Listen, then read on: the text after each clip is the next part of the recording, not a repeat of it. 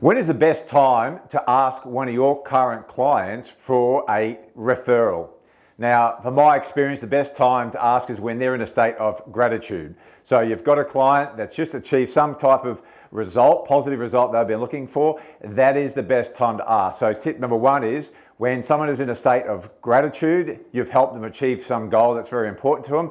That is the time that you want to strike and ask for a recommendation or referral. The way that you would do that is you would say, hey, John, Mary, whatever their name may be, you would happen to know just one person just like you who would be interested in achieving a result similar to the one that you've just experienced. Now, why one? Because when we say, do you know anybody? Well, that tells their brain to go sparse, broad, and it's very hard for them to think about that context. But everyone will probably know one person. Why just like them? Because we're identifying someone just like them who's probably a similar type of character. They're going to be a good client. So we're honing in on that. So that's the first part.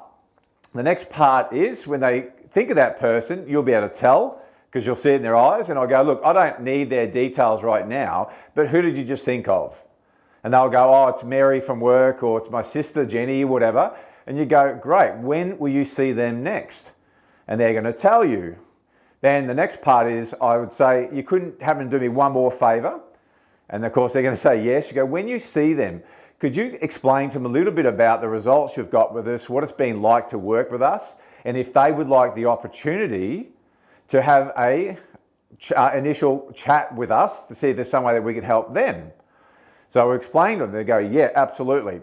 So that part will take place. Now, if they said, well, I'll be seeing them tomorrow, or I'll be seeing them next Monday, and you know, then you'll be seeing that particular client the day after. Well, that's when you're going to be asking them, how did you go? A couple of things will happen. They'll rather say, yes, I spoke to them and they're not interested, or I spoke to them and, hey, look, they would be very excited to speak to you.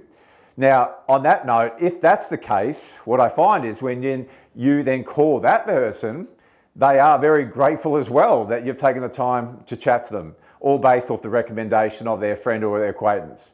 Now, if for some reason they haven't had the opportunity to speak to them, that didn't take place, what I find is that as a person of their word, they'll say to you, no, I didn't get a chance, but I'll make sure I call them today or get that part sorted.